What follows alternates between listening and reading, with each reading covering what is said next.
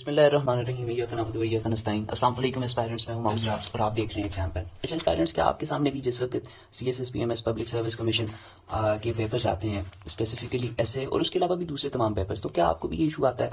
आप टॉपिक्स जिस वक्त पढ़ते हो तो सबसे पहले तो आपको ये पता नहीं चलता या हमें ये पता नहीं चलता कि इस टॉपिक में एग्जामिनर हमसे पूछना क्या चाह रहा है। ठीक है, हमें समझ ही नहीं आती स्टेटमेंट की। आफ्टर दैट अगर हमें समझ आ भी जाए तो फिर हम लोग ये डिसाइड नहीं कर सकते कि भाई इसका मैं स्ट्रक्चर क्या रखूँ, इसमें अपॉर्चुनिटीज चैलेंजेस वाली आउटलाइन बनाऊँ, कॉजेज इफेक्ट्स वाली आउटलाइन बनाऊँ या आर्ग्यूमेंट को लेकर चलूँ। जब हम लोग मुख्तलिफ लोगों की आउटलाइंस बनी हुई देखते हैं तो हमें ये समझ नहीं आती यार ये कहाँ से ये 2-2,500 वर्ड्स ले आया, इतने ज़बरदस्त आइडियाज़ कहाँ से ले आया, कोर्स भी इसके पास हैं, इसके पास फैक्ट एंड फिगर्स भी हैं इतने रेलिवेंट। मैंने तो अभी ये टॉपिक देखा है, आया मैं अब किस तरीके कार से इस पर इतना बड़ा डेटा जो है वो ले आऊँ। मैं कोई कंप्यूटर तो नहीं हूँ और इस किस्म के हज़ारों मसाइल अगर आपको भी आते हैं तो एग्जाम पैन के प्लेटफॉर्म से एक 3.5 मंथ के क्रिएटिव राइटिंग वर्कशॉप, एक क्रिएटिव राइटिंग कोर्स जो है वो इंट्रोड्यूस किया जा रहा है। But before introducing that course मैं आपके साथ उन मसाइल को बड़ी तफसील के साथ एक्सप्लेन करता हूँ ताकि आपको पता चल जाए कि आपके वो मसाइल हैं या नहीं, आपके लिए ये कोर्स है या नहीं। सो लेट्स स्टार्ट जी। आप तो जब भी हम लोग ऐसे देखते हैं, ठीक है, कोई भी ऐसे हम लोग देखते हैं तो सबसे पहले इशू जो हम लोग फेस करते हैं वो होता है जी डीकंस्ट्रक्शन ऑफ द टॉपिक। ठीक है, सबसे पहले तो हम लोग टॉपिक की डीकंस्ट्रक्शन नहीं कर सकते। ठीक है जी, ये हम लोगों का सबसे पहला इशू आ जाता है कि हमें ये समझ नहीं आती कि एग्जामिनर हमसे पूछ क्या रहा है। एग्जामिनर हमसे पूछ क्या रहा है, ठीक है, कोई भी हम लोग टॉपिक ले लेते हैं, ठीक है, बट अगर हमें ये समझ आ भी जाए कि एग्जामिनर हमसे क्या पूछ रहा है, फॉर एग्जांपल अपने को pros and cons of globalisation है, ये हमें समझ आ गया, ठीक है, ब्यूरोक्रेसी डोल्ड्रम्स, ब्यूरोक्रेसी के मसाइल, ये हमें समझ आ गया। फिर दूसरी चीज़ जो हमें सबसे ज़्यादा कंफ्यूज करती है वो ये करती है कि भाई अब अपने आंसर का में या अपनी आउटलाइन का में या फिर अपने ऐसे का में, जो स्ट्रक्चर आउटलाइन का ज़ाहिर वो आपके ऐसे का है, अपने ऐसे का मैं स्ट्रक्चर कौन सा रखूं? अब इसको आया मैं अपॉर्चुनिटीज चैलेंजेस वाली आउटलाइन बनाऊं या फिर मैं एडवांटेजेस डिसएडवांटेजेस वाली आउटलाइन बनाऊं या इसमें मैं कॉजेस इफेक्ट्स वाली आउटलाइन बनाऊं या होप सर्टन वाली आउटलाइन बनाऊं या फिर मैं इसी आर्ग्यूमेंट को लेकर चलूं, आर्ग्यूमेंट को परस्यू करूं। ठीक है, इसमें मैं एंटी थीसिस किस तरीके कार से दूंगा। फिर एक और मसला हमें आता है सोल्यूशंस। हर टॉपिक में हमें ये नहीं पता लग रहा था कि यार अब इसमें मैं सोल्यूशन क्या लिखूं, ये टॉपिक तो सोल्यूशन हमसे डिमांड ही नहीं कर रहा, जबकि सोल्यूशन देने फर्ज होते हैं। आप जिस जगह पे जा रहे हो आपने मसाइल का हल करना है। सो आफ्टर दैट जब ये चीज हो जाए, चलो आपको ये भी समझ आ गया, पहले तो हमें ये समझ नहीं आता एग्जामिनर पूछ क्या रहा है, ठीक है, फिर हमें ये समझ नहीं आता कि जो आंसर, चलो मुझे ये समझ आ गई कि पूछ क्या रहा है, फिर मुझे ये समझ नहीं आता कि मैं उसे लिखूं कैसे, मैं स्ट्रक्चर क्या दूं अपने आंसर को। अगर इस चीज को भी हमने डिसाइड कर लिया, फिर हमें एक इशू आता है, हमें ब्रेनस्टॉर्मिंग करनी नहीं आती, जबकि ब्रेनस्टॉर्मिंग आपको बताती है कि लिखूं क्या, कि आपने लिखना क्या है, आपने किस तरह कोड्स देने हैं, किस तरीके कार से आपके पास जो फैक्ट फिगर्स डेटा सारा किस तरह कलेक्ट होता है, वो आप एक ब्रेनस्टॉर्मिंग का प्रोसेस करते हो, उसमें आप अपने पास चीजें डिवाइस करते हो। अगर तो आपने मेरी अभी तक 20 मिनट्स ऐसे राइटिंग टेक्निक नहीं देखी, ठीक है, तो अभी यूट्यूब पर जाएं, वहां पे लिखें 20 मिनट्स ऐसे writing technique by exam pan, ठीक है, तो आपको पता चल जाएगा कि मैं ये जो ब्रेनस्टॉर्मिंग की बात करूंगा असल में इसका मकसद क्या है। 1 घंटे का लेक्चर है और state of the art lecture है, पूरी दुनिया के यूट्यूब पर, पूरी दुनिया के किसी भी प्लेटफॉर्म पर इसके मुकाबले का लेक्चर जो है वो ऐसे राइटिंग पर नहीं पड़ा हुआ, ठीक है। ऐसे एक्नॉलेज के इंडियन स्टूडेंट्स ने, पाकिस्तानी स्टूडेंट्स ने, तो आपके ऐसे जरा ये लेक्चर जरा जाकर लाजमी देखें। आफ्टर दैट फिर हमें एक और इशू ये आता है, जब हमने ये सारा काम कर लिया फिर हमने बनानी होती है थीसिस स्टेटमेंट। थीसिस स्टेटमेंट का मतलब ये होता है कि जो 2-2,500 वर्ड्स का हम लोग ऐसे लिखने लगे हैं उसे हमने बंद करना होता है एक जुमले के अंदर। तो मुझे तो ये सीखते सीखते 4 साल लग गए, ठीक है, अब तो अल्हम्दुलिल्लाह वो 1-2 लेक्चर्स की मार है। बट फिर हमें एक इशू ये आ जाता है कि भाई थीसिस स्टेटमेंट किस तरीके कार से बनाऊं, मैं अपने सारे आंसर को एक जुमले में कैसे बंद करूं। आखिर ये 2-2,500 वर्ड एक जुमले में बंद हो ही कैसे सकते हैं? हमें तो ये चीज़ एक बड़ी नामुमकिन सी चीज़ लगती है।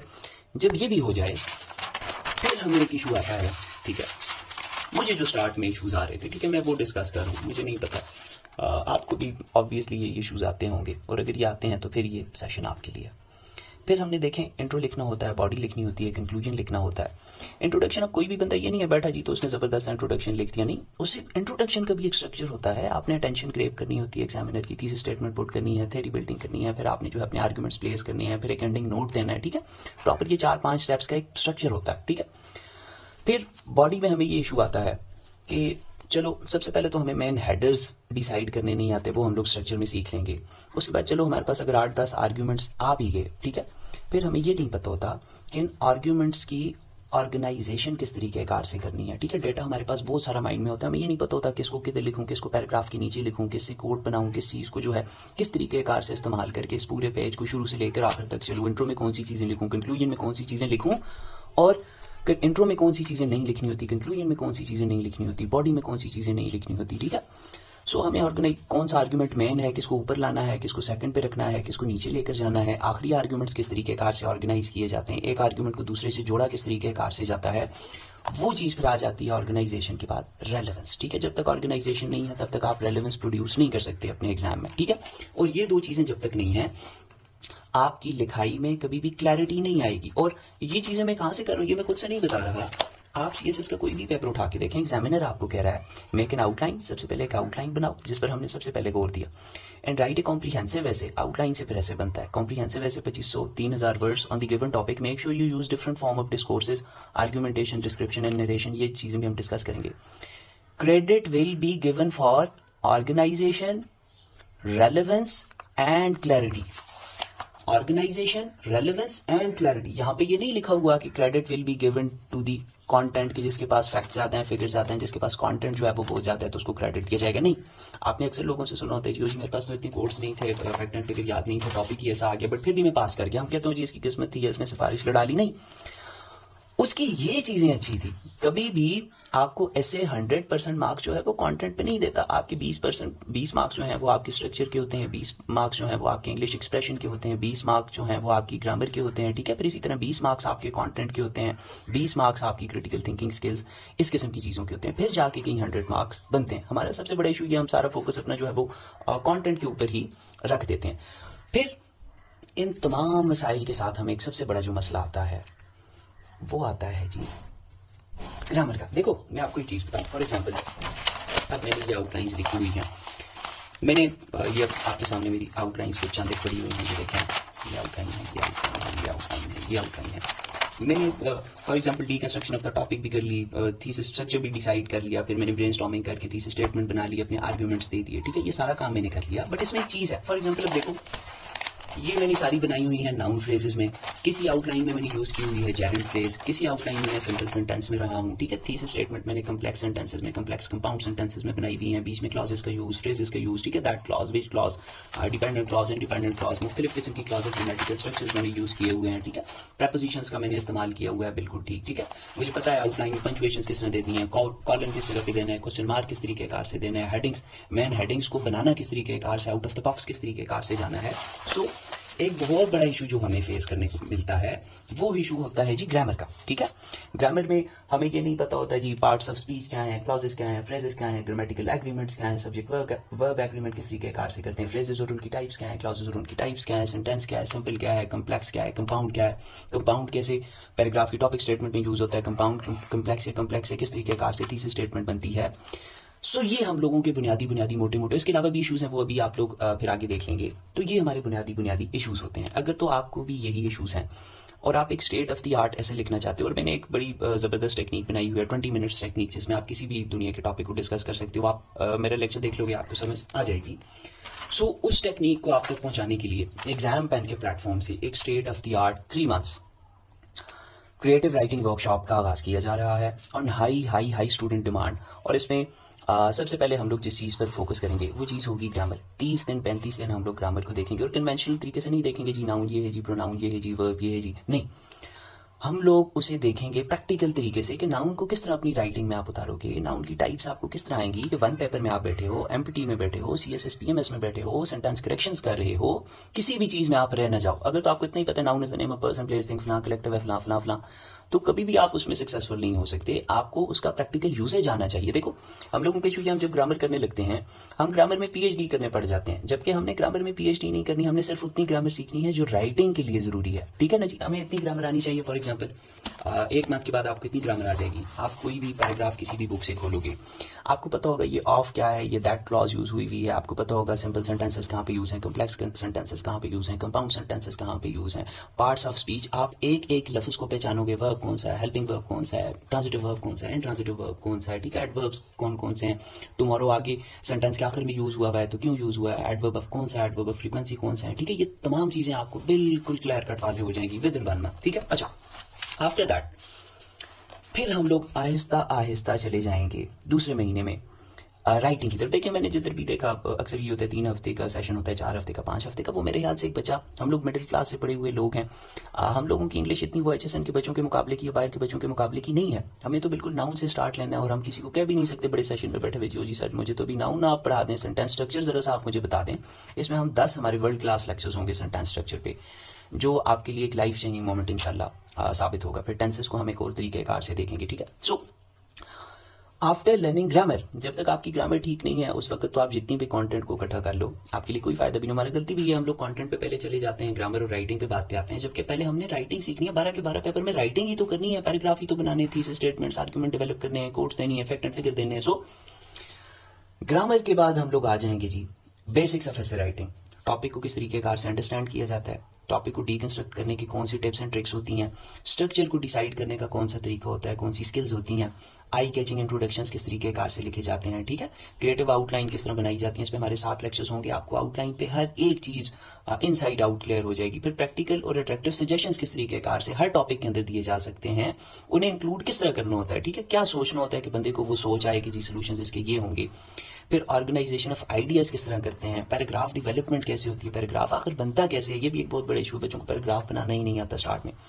टॉपिक स्टेटमेंट पैराग्राफ की किस तरीके कार से बनती है, और एक पैराग्राफ में हम लोग सपोर्टिंग डिटेल्स, ये आइडियाज, फैक्ट, फिगर किस तरह देते हैं, और ये कि भाई क्या हर ही पैराग्राफ में फैक्ट भी हो, फिगर भी हो, कोड भी हो, सब कुछ हो, ये सारी चीजें हम लोग डिस्कस कर लेंगे यहाँ पे, जहाँ पे आप लोग 30 असाइनमेंट्स लिखेंगे और आपकी प्रॉपर इवेल्युएशन होगी। दरअसल में एक तो ये है कि ये सेशन बिल्कुल लिमिटेड सीट्स का होगा। हम पिछले पूरे साल में मुझे एक सेशन कंडक्ट करने का मौका मिला, इस साल मेरी कोशिश है कि आपको जरा ज़्यादा फैसिलिटेट किया जाए, और मेरे स्टूडेंट्स को पता है कि मैं एक स्पेसिफिक नंबर से ऊपर नहीं जाता। सो 20 सीट्स इसमें जनरल कम्युनिटी के लिए हैं, 10 रिजर्व सीट्स हैं मेरे कुछ स्पेशल स्टूडेंट्स के लिए होती हैं। 30 से हमारा नंबर 31 नहीं होगा, ये मेरा आप लोगों के साथ प्रॉमिस होगा, ठीक है। अच्छा, अब फिर जब ये असाइनमेंट्स, क्योंकि फिर इतनी असाइनमेंट्स एक बंदा 500-700 असाइनमेंट्स 3-4 महीने में वो बड़ी मगज खाने हो जाता है। और मैं समझता हूँ CSS जो है वो टीचिंग का सब्जेक्ट नहीं है कि ये बता दिया ये लेक्चर दे, नहीं, ये कोचिंग का सब्जेक्ट है। हर बंदे की कुछ खामियां हैं, हर बंदे की कुछ वीकनेसेस हैं, कुछ स्ट्रॉन्ग पॉइंट्स हैं, कुछ स्ट्रेंथ्स हैं, तो हर बंदे को इंडिविजुअली लेके चलना है, उसे बताना है भाई आपका ये इशू है, आपका ये इशू इस तरह सॉर्ट आउट होगा, इस तरह सॉल्व होगा, उसे फिर प्रॉपर वैल्यूएशंस देना मेरे ख्याल से सबसे बड़ी कामयाबी होती है किसी भी सेशन की, जहां पर बहुत से लोग कमजोर हो जाते हैं। फिर जब आपके इंट्रोडक्शन पे असाइनमेंट्स हो जाएंगी, कंक्लूजन्स लिखने, जब मैं आपको टॉपिक अंडरस्टैंडिंग पे असाइनमेंट दूंगा, डीकंस्ट्रक्शन पे असाइनमेंट दूंगा, वहां पे जब आपकी गलतियां ठीक हो जाएंगी, फिर उसके बाद आती है ऐसे राइटिंग। हम लोग डायरेक्टली ऐसे सेशंस में बैठ जाते हैं जी कि फिर 2 हफ्ते में 3 हफ्ते में जी ऐसे राइटिंग सीखिए, वही बात है जी कि 4 महीने में बॉडी बिल्डर बनिए। तो इस तरह का कोई भी कभी भी कोई आसान रास्ता नहीं होता किसी चीज की तरफ, इस चीज को आप जाने। फिर हम लोग जी 5 कंप्लीट एसेज लिखेंगे, उन पे आपको state of the art valuations होंगी। आपकी थीसिस स्टेटमेंट सिखा तो यहाँ पे सिखा दूंगा मैं आपको, यहाँ पर आके आपकी थीसिस स्टेटमेंट परफेक्ट हो जाएगी, ठीक है। फिर मैं आपको वो टेक्निक सिखाऊंगा जैसे आप दुनिया के किसी भी टॉपिक पे थीसिस स्टेटमेंट बना लोगे, भले आपको उस टॉपिक पे कुछ भी ना आता हो। एंटी थीसिस देने का आर्ट क्या होता है जी, एक टॉपिक को कहते हैं ना जी दोनों अतराफ से डिस्कस करो तब ज्यादा नंबर आते हैं। मैम जारिया मुश्ताक से जब मैंने सेशन लिया, ये टेक्निक उनके पास थी, उन्होंने 80+ स्कोर किया था जिस वक्त। सो ये फिर आपको मैं ये वाली टेक्निक दूंगा। आफ्टर दैट ये out of the box headers, critical thinking किस तरीके कार से दी जाती है, जो हमारा एक बहुत बड़ा इशू होता है, वो हम लोग देखेंगे। एक ऐसे में स्टांस किस तरह लेते हैं, परफेक्ट आर्ग्यूमेंट किस तरह डेवलप करते हैं, आर्ग्यूमेंट बिल्डिंग की टेक्निक्स क्या होती हैं, ठीक है, आर्ग्यूमेंट की चीज क्या होती है, परफेक्ट पैराग्राफ डेवलपमेंट, ठीक है। यहाँ पे तो आपको मैं चीजें सिखा दूंगा, फिर यहाँ पे आपकी प्रैक्टिस में उतार के उन्हें इतना परफेक्ट कर दिया जाएगा कि आप you would be able to write on your own, ठीक है। डेटा किस तरह कलेक्ट करते हैं, ठीक है, डेटा कलेक्ट करना भी हमारे लिए बड़ा इशू बना हुआ है, जो इतना डेटा है दुनिया का, हम किधर किधर से कलेक्ट करें, तो उसकी भी कुछ टेक्निक्स होती हैं। देखो मैं आपको एक चीज बताऊं, फॉर एग्जांपल एक ससी मैम हुई, फिर उनके बाद उनकी सारी बहनें हो गई, ठीक है, किसी का वालिद सर्विसेज में होते हैं, उनके बेटे लाजमी हो जाते हैं। हम लोग जो है वो नेगेटिव थिंकर्स हैं, हम सोचते हैं जी रिश्वत चल गई हो जी, तलक चल गया। नहीं, क्या आपने कभी ये सोचा है कि इन लोगों ने रास्ता डिस्कवर कर लिया है, हर चीज का एक रास्ता होता है, इन्हें वो रास्ता मिल जाता है। देखो कोई भी बंदा भी दुनिया का सारा डेटा इकट्ठा नहीं कर सकता, बुक पढ़ के एक लफ्ज भी बंदे को बुक में से याद नहीं रहता, ठीक है। सो ये जो डेटा कलेक्ट करना है ये भी एक पूरी साइंस है, बट हम लोग सब्जेक्ट्स के पीछे इस तरह लगे हुए हैं। राइटिंग की साइंस को हमने छोड़ दिया, पेपर प्रेजेंटेशन की साइंस को हमने छोड़ दिया, नोट्स मेकिंग की साइंस को हमने छोड़ दिया, जबकि ये 3 साइंस थी। और उसके अलावा थीम प्रिपरेशन, हमेशा थीम प्रिपरेशन जिस बंदे को आती है वो इन एग्जाम्स में क्लियर करता है। मैंने गवर्नमेंट सेक्टर एंटर किया, इसी स्केल पर किया, ठीक है ना। टारगेट हमारा at the end of the year CSS नहीं निकलता, PMS हो जाता है, PMS नहीं होता, पब्लिक सर्विस कमीशन हो जाता है, वो नहीं होता, 1 पेपर हो जाता है। टारगेट तो ये हमारे पास यार कोई ऐसी मैनेजमेंट की अथॉरिटी वाली सीट आ जाए कि जहां पे मैं कोई चेंज पैदा कर सकूं अपने लोगों के लिए, अपने लोगों की कोई किसी न किसी कैपेसिटी में सर्विस कर सकूं, ठीक है। आफ्टर दैट कोड्स को किस तरीके कार से इस्तेमाल करना है। आप देखिए मैंने अपने हर ऐसे में यहाँ पे कोई ना कोई कोड बेंजामिन फ्रैंकलिन का यहाँ पर दिया हुआ है। यहाँ पर मैंने नवाज शरीफ का कोड जो है वो इंक्लूड किया हुआ है। तो यहाँ पर मैंने जॉन एफ कैनेडी का कोड किया हुआ है। कोड्स को उठाना किस तरह है और फिर कोड्स को ऐसे में लगाना किस तरह, पुट किस तरह करना है, इस पर आपको state of the art lectures दिए जाएंगे। और आप कभी जिंदगी में फिर आपको ये इशू नहीं होगा। हर कोट इंक्लूड करने का नहीं होता। ये नहीं है कि अब क्लाइमेट चेंज पे ऐसे और क्लाइमेट चेंज पे आपको कोई कोट आता है तो आप इसे इंक्लूड कर दोगे, नहीं। आपने कुछ 4-5 चीजें देखनी होगी। अगर वो 4-5 चीजें गुड हैं, वो उस कोट में हैं, फिर आप उस कोट को इंक्लूड करोगे, वरना ये दो धारी तलवार है, आपको नुकसान देगी at the end. Coherence, connectivity, unity, paragraphs को आपस में कनेक्ट करना, सेंटेंसेस को आपस में कनेक्ट करना, ये तमाम चीजें हम लोग सीखेंगे। और फिर अगेन इस जगह पर भी आपकी 20 असाइनमेंट्स होंगी और जिनकी आपको 50+ असाइनमेंट्स की आपको वैल्यूएशंस दी जाएंगी, जिसके बाद आप लोग इस काबिल हो जाएंगे इंशाल्लाह। और आफ्टर दैट बोनस लेक्चर्स होंगे प्रेसी राइटिंग के ऊपर। आप मेरे यूट्यूब पे भी जाके देख सकते हो, ट्रेंडिंग में वीडियोस इस वक्त मेरी प्रेसी राइटिंग की। उस पर मैं आपको कुछ टिप्स एंड ट्रिक्स दूंगा। I scored 70+ marks in precis paper 2022 PMS। फिर आंसर राइटिंग कंपलसरी सब्जेक्ट्स में, जब आप ये आंसर राइटिंग सीख के ना, फिर उसके बाद कंपलसरी पेपर्स की आंसर राइटिंग सीखना गपशप है, क्योंकि उनमें भी पैराग्राफ है, थीसिस स्टेटमेंट है, यही सारी चीजें। बस छोटा मोटा स्ट्रक्चर का चेंज है, वो मैं आपको यहाँ पे बता दूंगा कि स्ट्रक्चर की क्या चेंजेस हैं, ठीक है।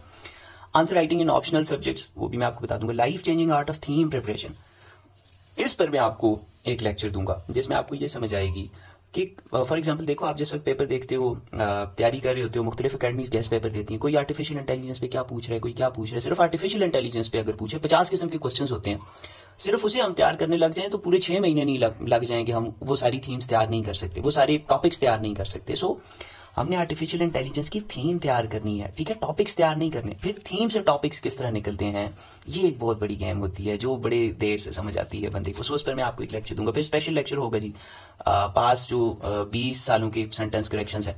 जब आप ये वाला सेशन हम लोगों का 1 महीना कंप्लीट होगा, फिर मैं आपको ये लेक्चर दूंगा और इंशाल्लाह आप खुद जो है इन 20 साल के पेपर्स को सॉल्व करने के काबिल हो जाएंगे। इसमें एक चीज है, आप हमारे साथ अगर आते हैं, आपको 8 लेक्चर्स दिए जाएंगे। 8 लेक्चर्स तक अगर आप समझते हो कि यार आप सेटिस्फाइड नहीं हो, आपको लगता है सेशन की क्वालिटी वो नहीं है, आप कोई और चीज चाह रहे थे, सेशन आपको कुछ और दे रहा है, उस ही वक्त ऑन रिकॉर्ड मैं आपको बता रहा हूँ, आपकी कंप्लीट फी जो है आपके आधे मैसेज पर आपको रिटर्न कर दी जाएगी, ठीक है जी। सो 10 जुलाई से हम लोगों का ये सेशन स्टार्ट हो रहा है। Don't waste your time, limited slots. हम लोग एक बंदा भी फिर अपनी जो हमने डिसाइड कर लिया उससे ऊपर नहीं लेंगे। Get in touch as soon as possible. अस्सलाम वालेकुम जी, थैंक यू, अल्लाह हाफिज।